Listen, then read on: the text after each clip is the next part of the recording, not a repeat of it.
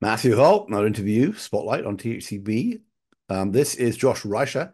He is the CEO of Health Note, which is a company that's in the fixing the doctor meets the patient examination room space, but in a slightly different way than many of the very trendy ambient AI companies we've seen recently. So, Josh, welcome. You are in the space of working on that front part. What happens before the patient gets in the room? And this is something that people have been working on forever. There was a company in the 90s called Instant Medical History, which is always going, why should the doctor have to take the medical history when the patient could just write it down and and send it to them on a carrier pigeon or whatever? But tell me, how did you get into this? What's your approach? Yeah. So I'm Josh. I'm one of the co-founders and CEO of HealthNote. My background's in internal medicine. I was a practicing physician before starting the company. I loved seeing patients, did not love collecting, organizing, documenting data. I thought there had to be a better way to collect relevant information before a patient visit and have all that information flow where it actually belongs in the medical record, whether that's in discrete flow sheets, in the physician's note, et cetera. To your point, I think a lot of people have tried to do some element of this in the past, to varying degrees, whether it wasn't easy enough for the patient, they were being emailed, or is being done on a tablet, or the APIs or integrations weren't yet available. There's a multitude of reasons why those didn't work 5, 10, 15 years ago.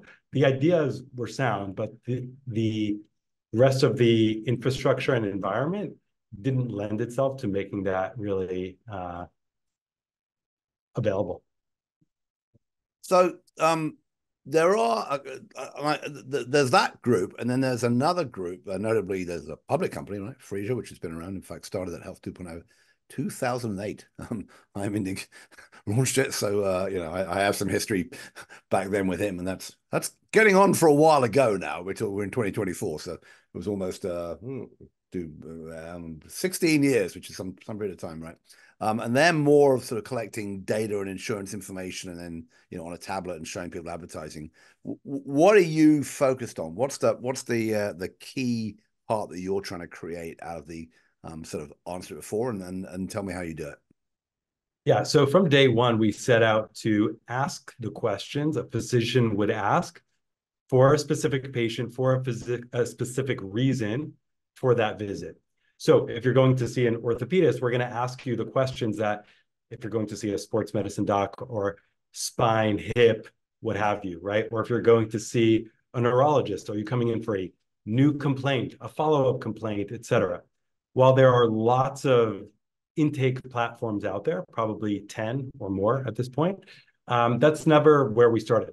We did end up blurring the lines into intake, and I'd say we take the intake process to the next level, right? So intake 2.0, where we do all the things that a basic intake company would do, but then we also ask the questions that are relevant to those specific providers. So if you ask the right questions at the right time, you can create documentation that's actually useful. Now, it sounds easy. It sounds like, okay, why couldn't anyone just do that? But creating the content and the workflows for providers is actually a lot more difficult than it looks if that's not your core focus. And from day one, that was our core focus. Some groups, their core focus was to verify insurance or licenses, help with payment management, et cetera. That was not where we started the company. All right.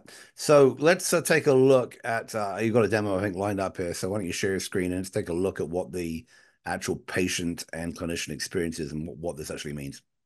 Yeah, so to set the stage here, a patient gets a link via text several days before a visit. They don't need to download an app. They don't need to sign in. We're verifying specific pieces of information that's in the EHR. As they're entering that in real time, it's checking that information. So that's how the verification piece works. And we designed it really for older folks. So you'll see there's kind of big buttons, arrows pointing to what to do. I'm going to show it to you on a computer screen, but more than 80% of our patients are actually doing this on their phone, but we'll simulate sort of what it would look like on the phone. And in real time, we'll simulate what's happening here. And of course, all that information then goes into the EHR. So we can talk about what that looks like as well. The example I'm going to show is a patient going to a neurologist as if it was their first visit ever. And so we're going to sort of go down the algorithm of like, why are you coming in? What are you coming in for, et cetera. And we'll show you what that looks like. Yeah, I assume you picked a neurologist because you looked at me and thought, yeah, he needs to think about that. I was looking at, so there's been quite some back and forth about neurology and early abilities to predict cognitive decline. And I said, well, it's been going since my 20s. So anyway, all right. So on And the left here, you have this is the this where is you what arrive as a patient after the text, and on the right exactly. you This is have what you what. would see on the phone. Yep. So several days before a visit, we text you a link. You click on the link. This is Yep. what you would open. What we're going to show on the right, patients are never going to see, and actually providers will never see. This is really for demo purposes. What providers see is in their own EHR. They're not Okay. looking at this. So this is really just for the demo. Okay. Okay, so patient comes in, they say there's no emergency. We'll just write a date of birth. And we'll say they're coming in for themselves. And I'm just going to focus this here. So male, I'm left-handed. And I'll say I'm coming in for a new concern. I could say I'm coming in for a new concern or an existing concern. So the patient, again, is answering questions on the left and the documentation's happening on the right. I will zoom in here just a little bit so we can see this a little easier.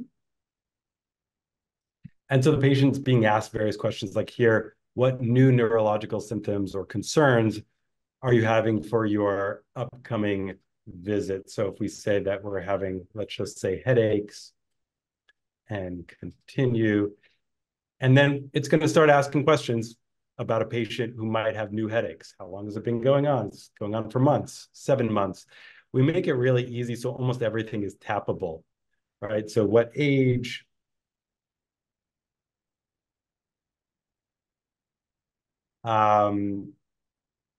Starting in the afternoon, having 2 to 4 per week. They're lasting such and such long. And it creates a bullet pointed note here. Now, Yep. all of this is configurable. We can make it in sentence structure and bullet pointed structure and so on and so forth.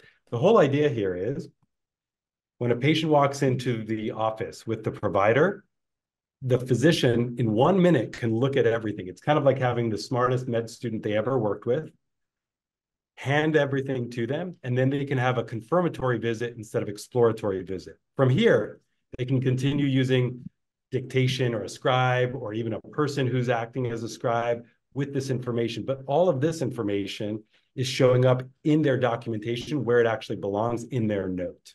All right. So we So can keep going before you here, get to that point, how yeah. long is the average patient interaction, before this happens? So how long are the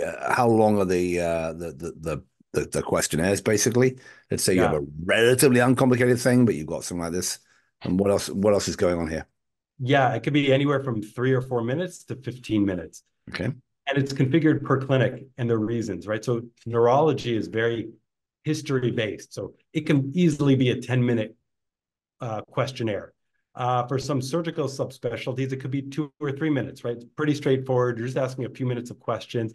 And for follow-up visits, if you're an existing patient, we have context already.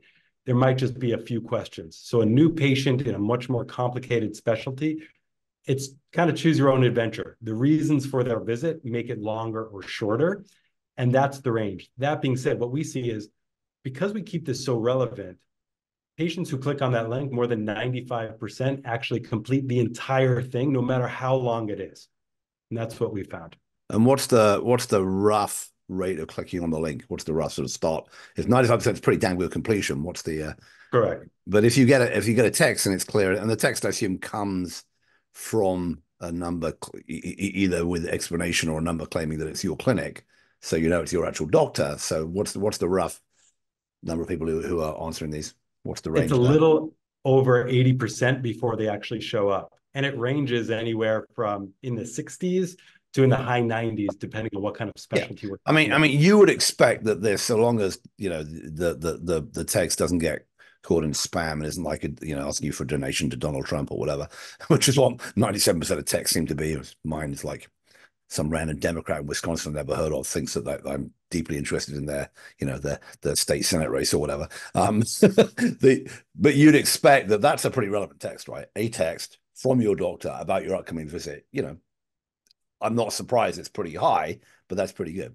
So as you're going through this, right, and you're doing pain and this, that, and the other, are there within, and this is, for people who are not clinicians or not physicians who are not familiar with exactly how much of this stuff ends up where, you're building here a whole bunch of past medical history and current stuff on the right-hand side that we can see that's building as you, right, literally on the right-hand side here as you add it.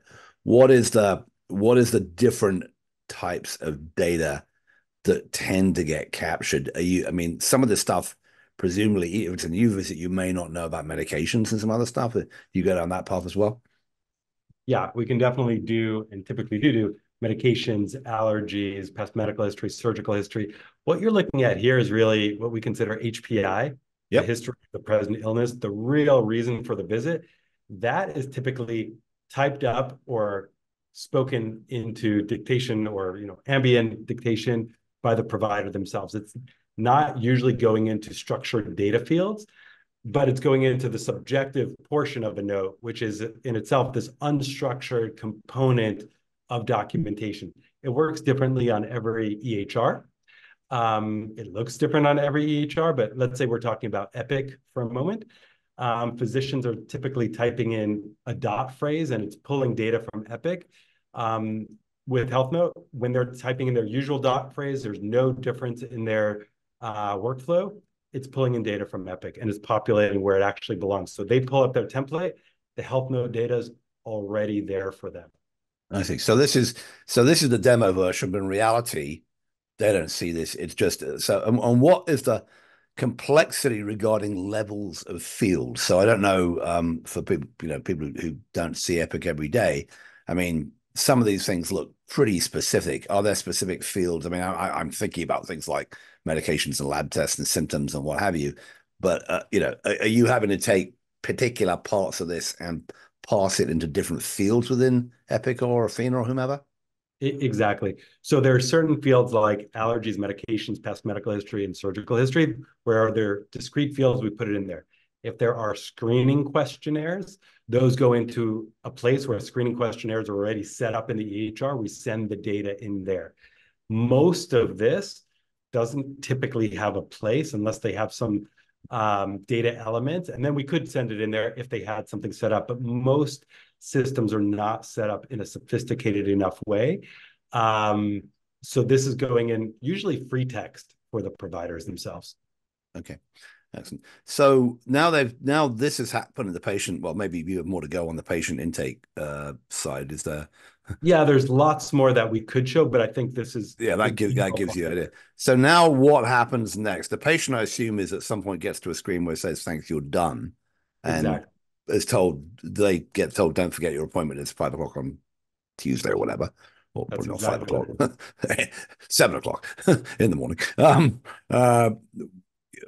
And then I guess the other question is there a range of different indicators? You mentioned surgical. I assume there's a whole bunch of pre-surgical stuff and even post-discharge stuff that this could be. Well, maybe not post-discharge, but certainly pre-surgical and pre-appointment stuff remind you to do various things and making sure that they haven't, I don't know, eaten whatever food they should eat before surgery or something like that, or have done the whatever test they're supposed to do. Where are you finding the uptake of this mostly? What kind of specialties, or is it all over the map? It's really all over the map. We have everything from primary care, pediatrics, OB-GYN, even radiology, where there aren't physicians writing notes, but we're asking all the complex questions that are asked before a radiology visit. But orthopedics, urology, cardiology have very complex visits. And we've seen, there's no such thing as just a specialty. It's also the subspecialties. When we work in urology, it's not urology, it's pediatric urology, oncologic urology, transplant urology. And so there's very different questions and workflows for each one of those. So that's really where we specialize, is having the right data go into the right places at the right time to save the providers a lot of time. The other piece that I think the systems often care about is we create the documentation that's needed for billing and coding and everything else, so it's not forgotten. Sometimes you forget to ask a few things, and then you can get denials and payments because you didn't ask a certain question. So for example, if you're doing an epidural procedure, right, for pain, a lumbar epidural injection, if you don't ask about, did you go to physical therapy? Did you try NSAIDs? Did you do XYZ? You can get denials from Medicare and other places. So even though you did the procedure, you did everything right, you may have even asked those questions, but if you didn't document it, it's like you didn't do it. I see. So let's talk about the reason why someone would buy this. Okay. And then, Yeah. and then we'll get a bit into where AI, et cetera, is heading in the whole visit. So I'm sure when you sell this to a doctor, or to clinicians in general, you're saying we're going to save you X minutes on that intake form. What roughly, everyone has to cram their visits these days. Roughly, how long does a typical, when you were practicing, how long were you spending doing that HPI, and then how much time? Now you're just reviewing it. That's gone from what, 5 minutes to 1 minute, 12 minutes to 5 minutes. What's the time saving there? It's a great question. So it depends on the specialty we're talking about, but even if we break into surgical versus non-surgical, very Yeah. often non-surgical specialties like primary care, which makes up a very large proportion of all physicians, they're typically having somewhere between a 15 and a 20-minute visit. 20 minutes might be even long if it's a new patient visit, right? Some are much shorter. But at least 5 minutes are often in the history.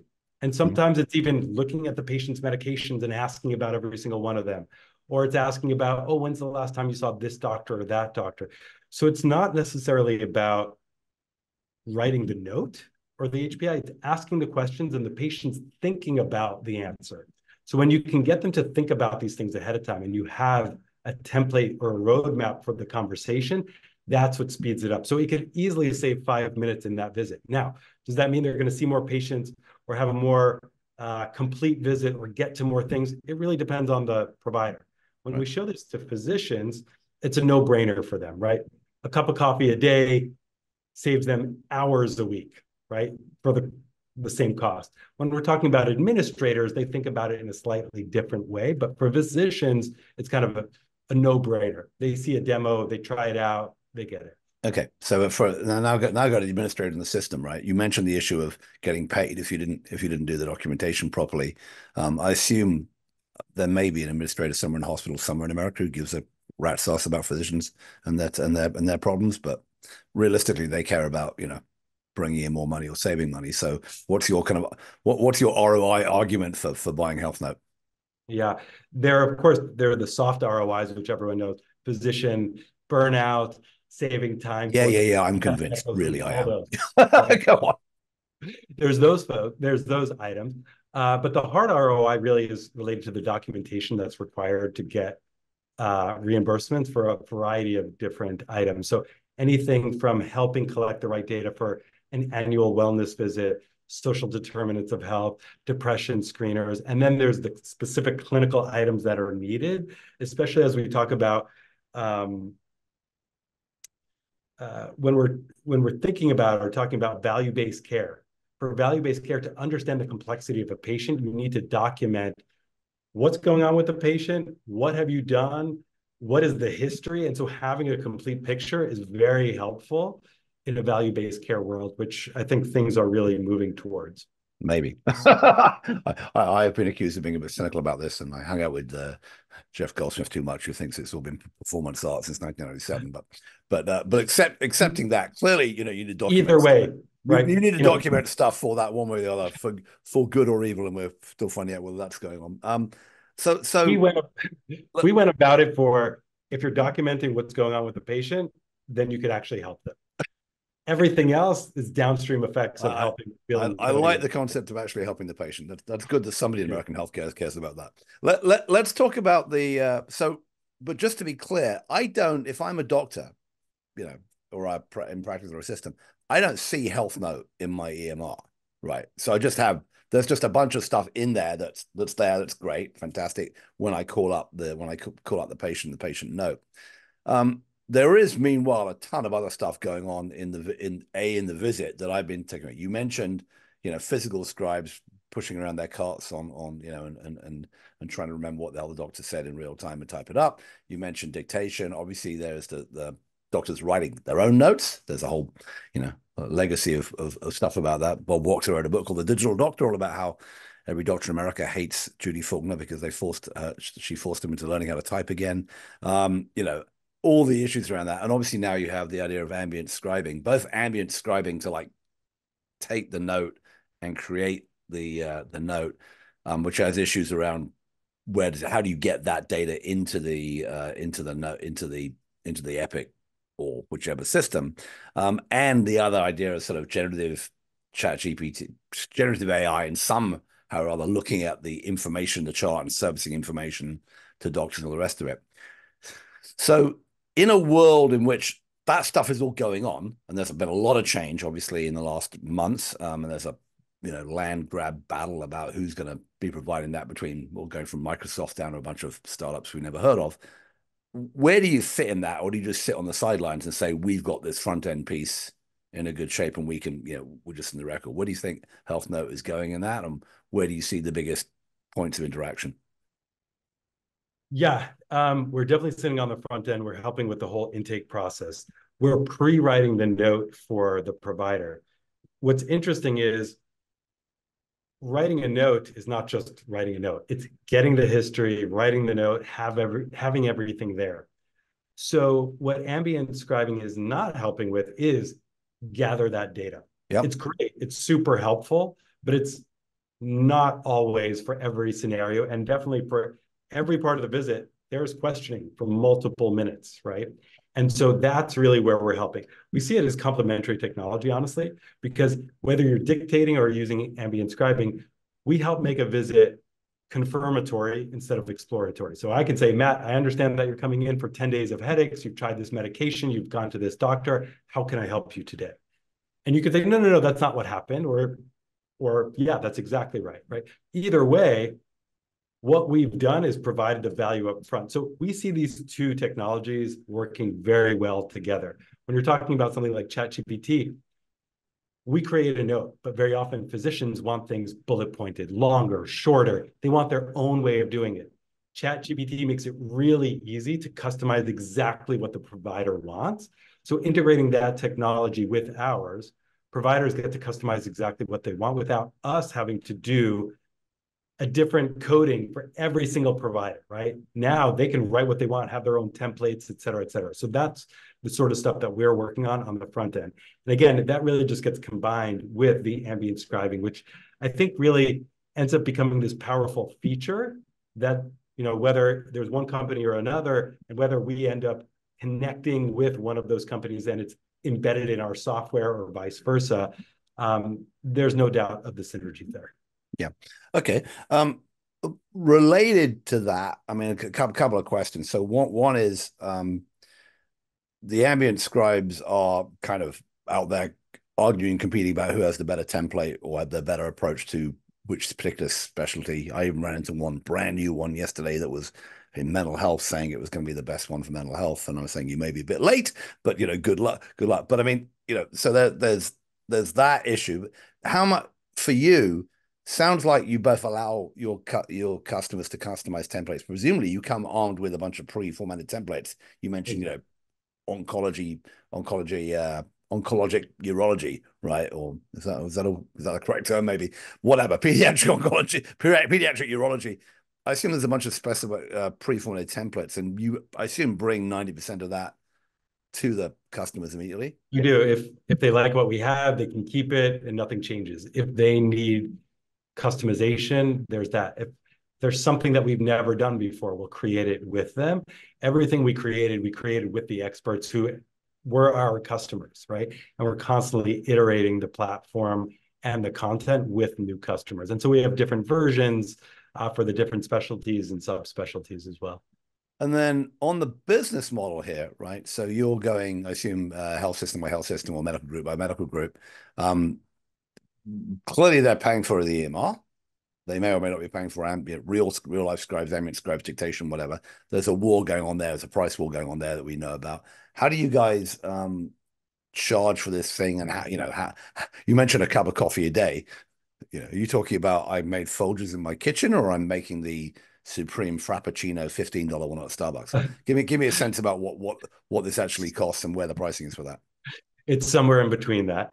Um, we do charge per provider per month. So providers who are billing and coding, et cetera, and we're providing value for them. That is how we charge.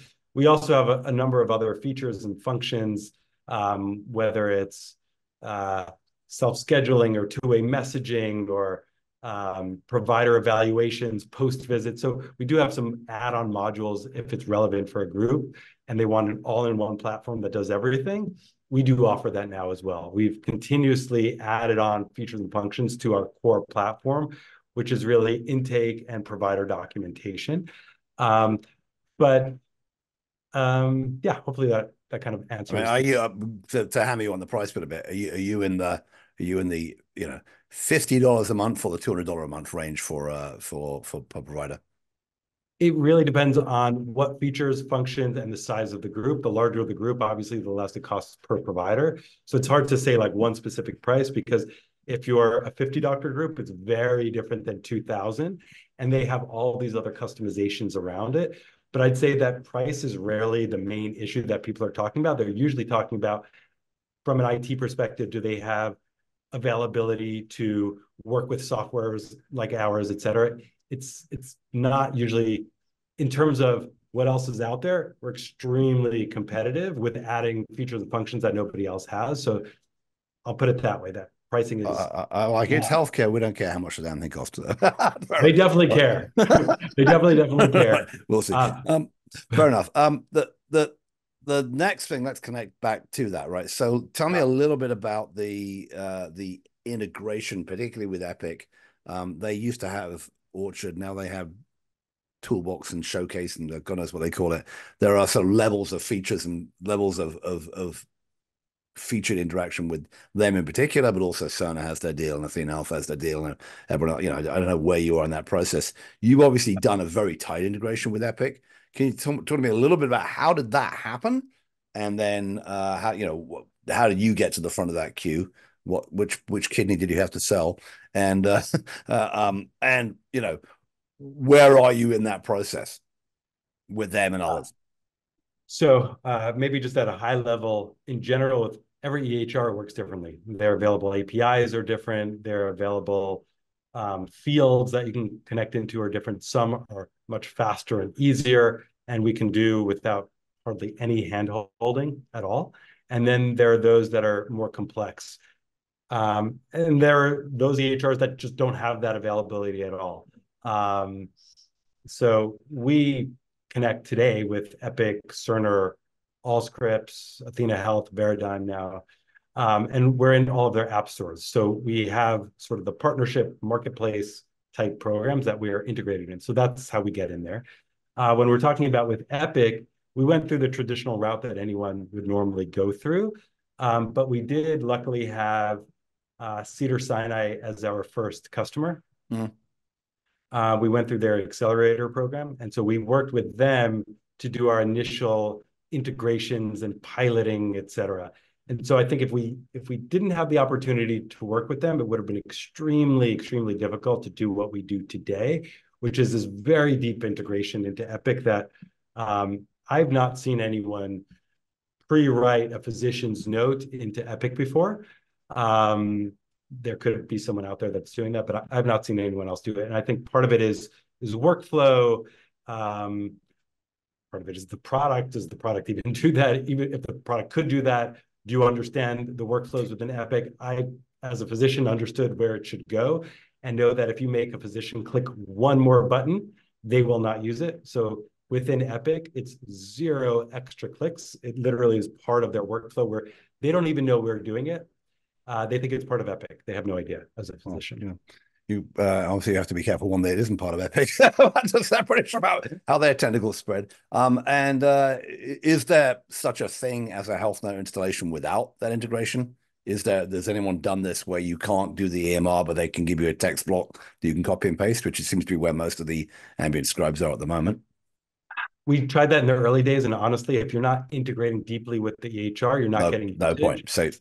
So, I mean, last year we saw about 6 million patient visits on the platform. This year we'll see 10 to 12 million patient visits, and they're getting used because it's fully integrated. Yeah, Not I get it. integrated is an extra step. People don't use it. Fair enough. Okay, we got to the point where you started talking about where you are.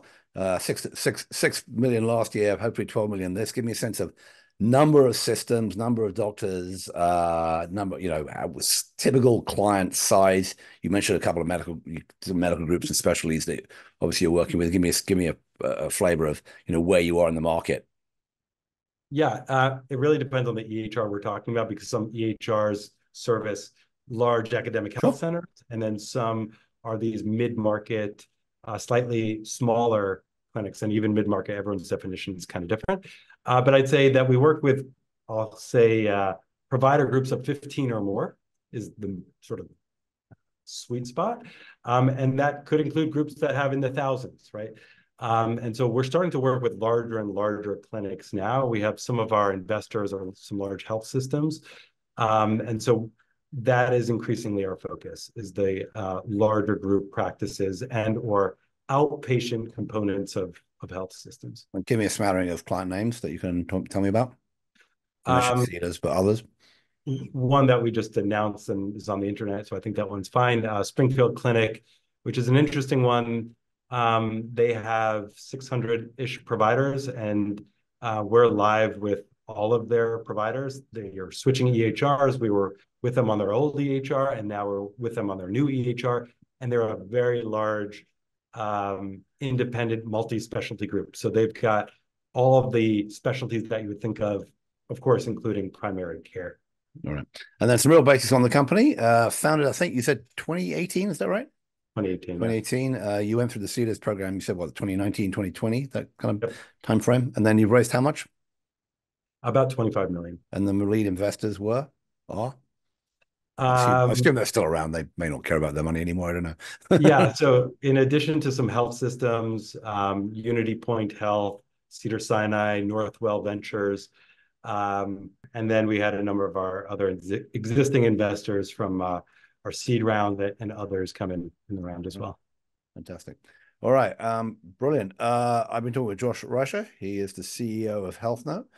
He showed us what they are doing, and more about what they're going to do, sort of fixing that first part of the history of the visit, and more stuff to come. Josh, thanks for your time.